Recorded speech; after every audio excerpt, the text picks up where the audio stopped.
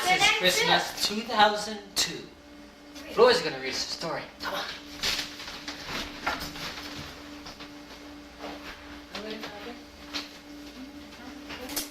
The Night of Wonder. I grew up believing that Christmas was a time when strange and wonderful things happened, when wise and royal visitors came riding, when barnyard animals talked at midnight, and in the light of a fabulous star, God came down to us as a little child. For me, Christmas has always been a time of enchantment, but never more so than the year my youngest, Marty, was 8.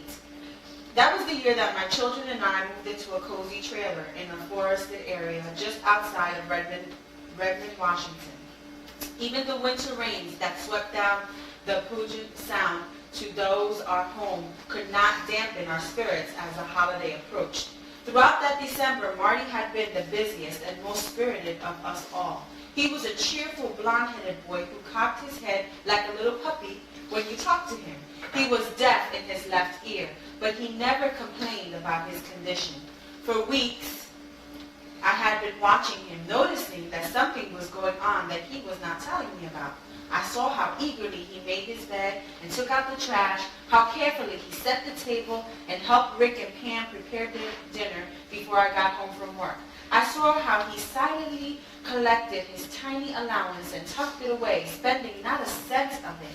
I had no idea what all this quiet activity was about, but I suspected that it had something to do with Kenny.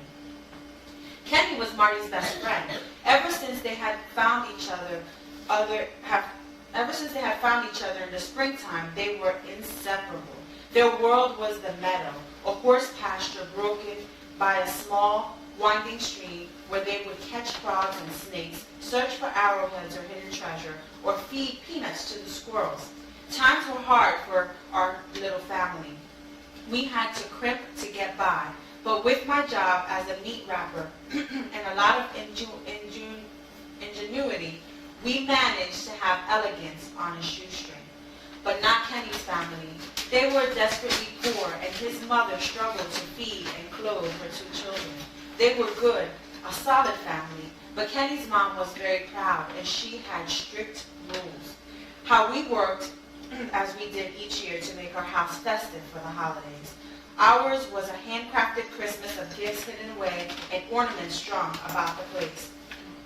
Marty and Kenny would sometimes sit still at the table long enough to help weave baskets for the tree. But then one would whisper to the other, and they would be out the door and sliding cautiously under the electric fence into the horse pasture that separated our home from Kenny's. One night, shortly before Christmas, when my hands were deep in cookie dough, Marty came to me, and in a tone mixed with pleasure and pride, he said, "Mom, I bought Kenny a Christmas present. Want to see it? It's something he wanted for a long time."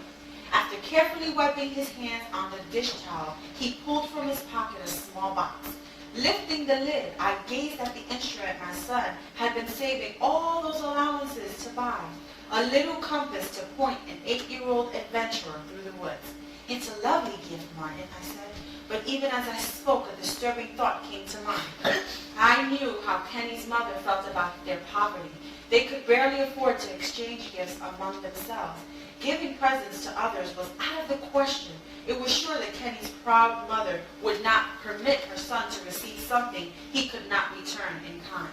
Gently, carefully, I talked over the problem with Marty. He understood what I was saying. "I know, Mom, I know. But what if it was a secret? What if they never found out who gave it?"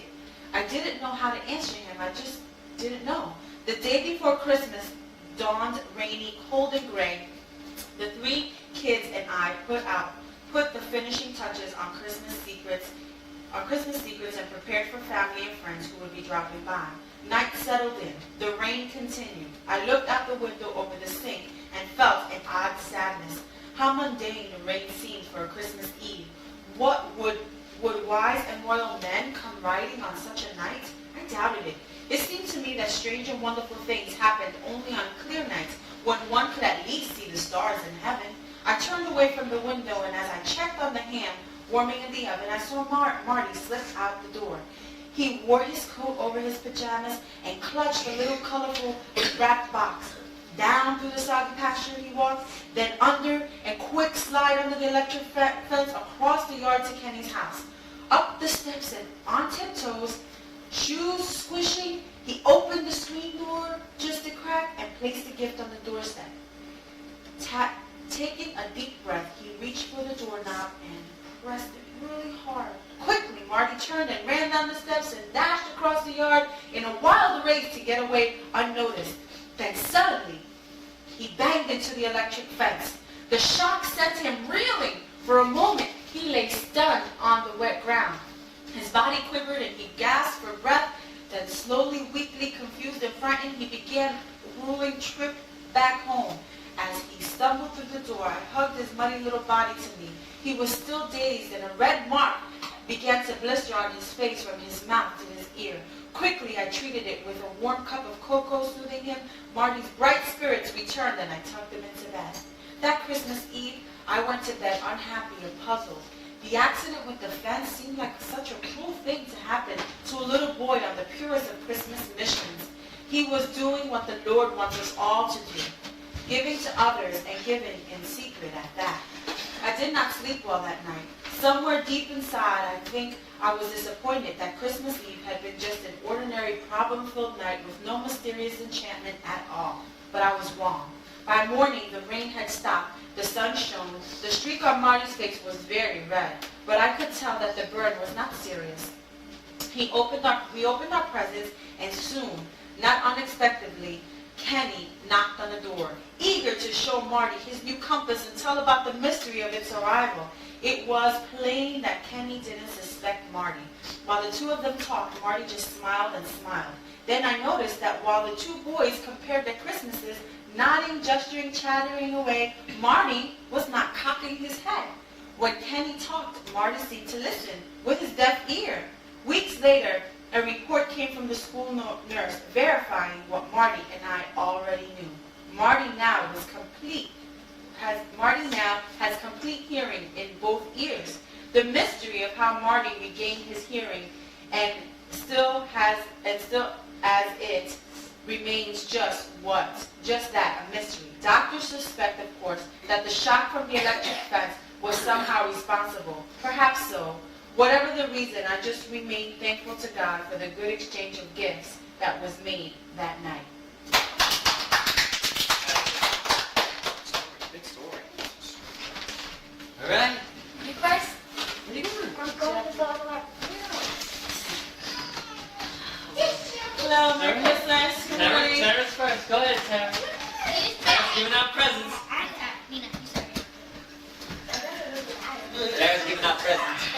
This is for Daddy. Woo-hoo-hoo!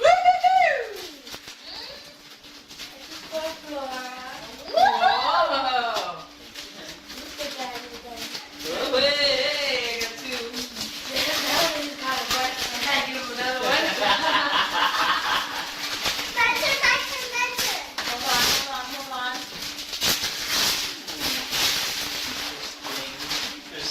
Interesting. Oh, that was nice.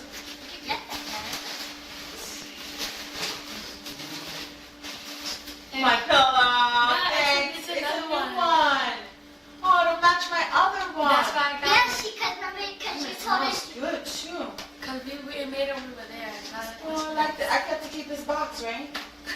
No? You want it back? You can have it back. Oh, this is nice. Okay. He's like, I got it.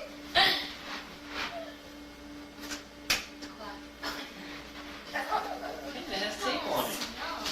No, it's probably not the choice. Is it snowing? Yeah, that's the choice. You gotta record this to know. No. We're going to get 4 inches of this Yo, snow. at And first, this thing, at first it was raining here. I know. did you open it? Yeah, open it. Let me see. What's the scissors at? Upstairs in our bedroom. Just use a lever opener. Let me see, Dad. Let me see. You got it?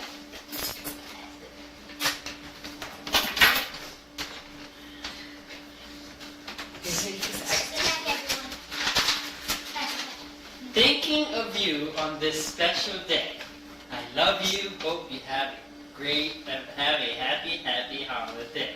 Aw, that's awesome. Thank you. Can't do it right now.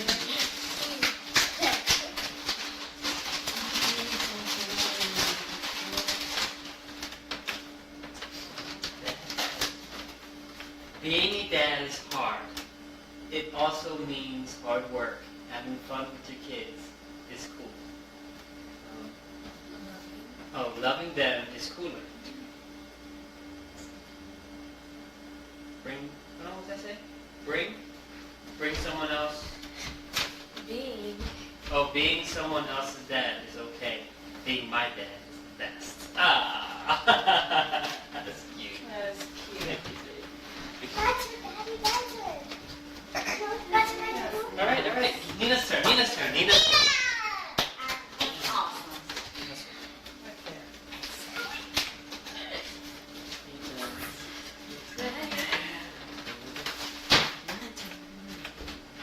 See ya. Lexi! Oh, she wrapped in the stuff, I can tell. She's exploding. Nina! Nina! Ah. Aw, thank you. Ah. That's like it too. Here, give me the cake. My dad is awesome. Yeah, my dad is awesome. You see that? Focus. Go kids, go kids. All right. Anybody Your else? turn. Your turn. Yeah! Where should we put What's this one for? Nina!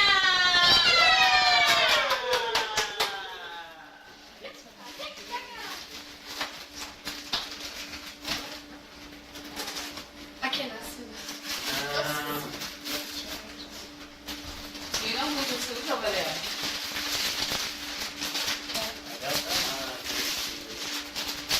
Angel! Oh, you good? That's why you told him to throw it away. This is. Angel, that's a hot Tara!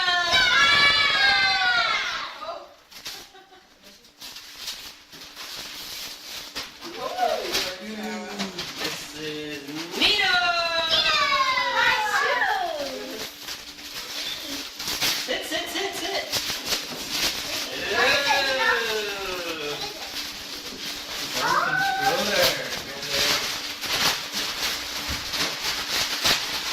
Ooh, a blue one. This is.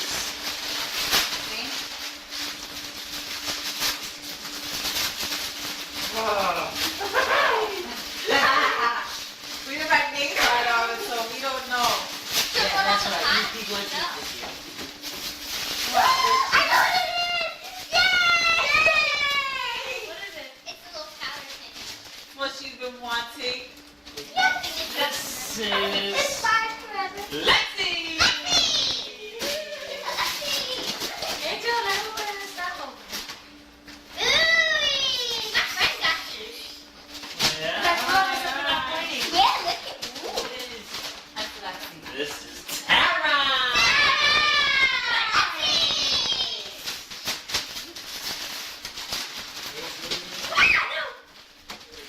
This is Nina.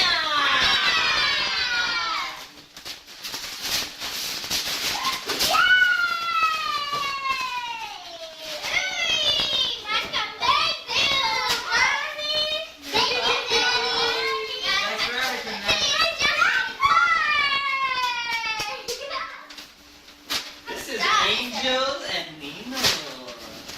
There, help me.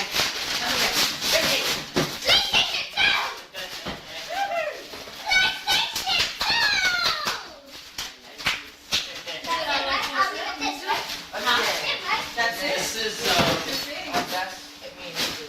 That's it, that's you guys or we don't That have one. the other.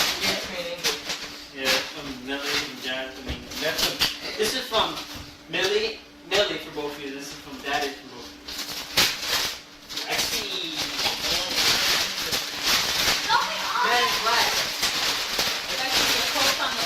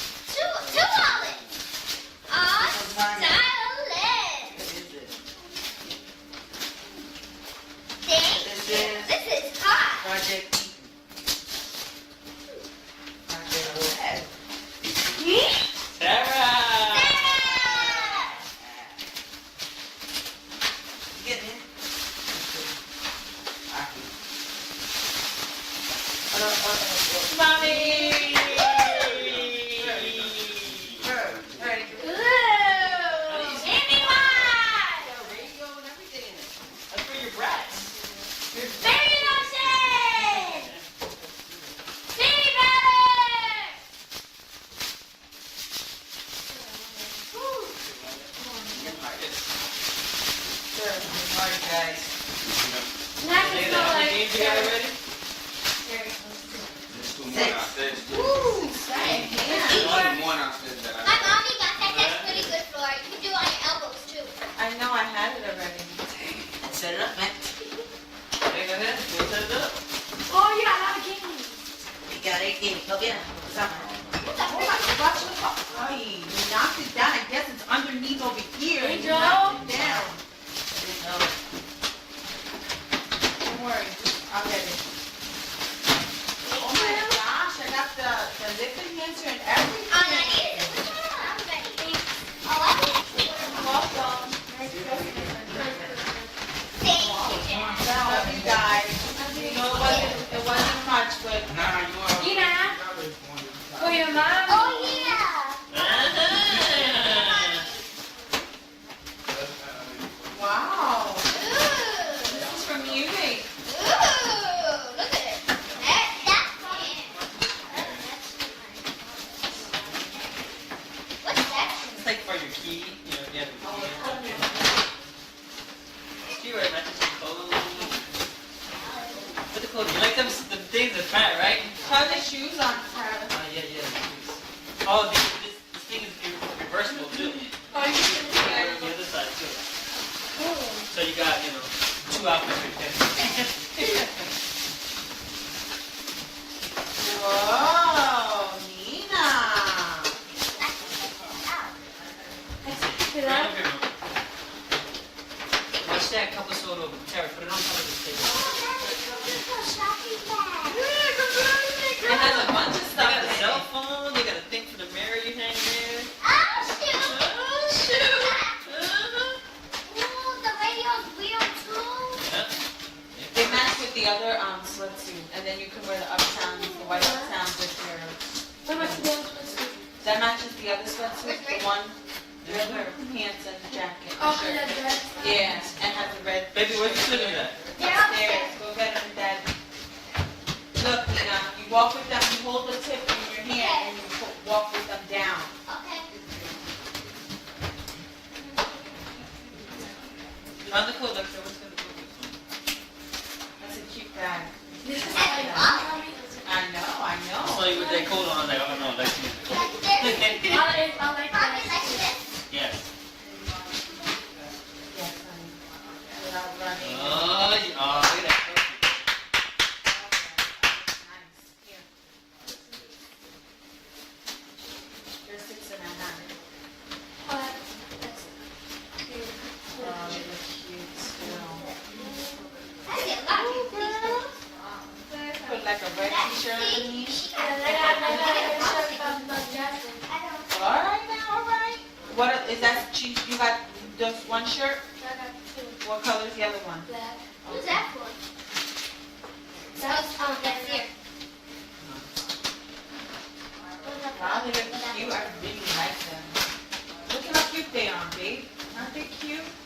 They They are look cute. very nice. I've always wanted. I know. You got all the things you wanted. Yep.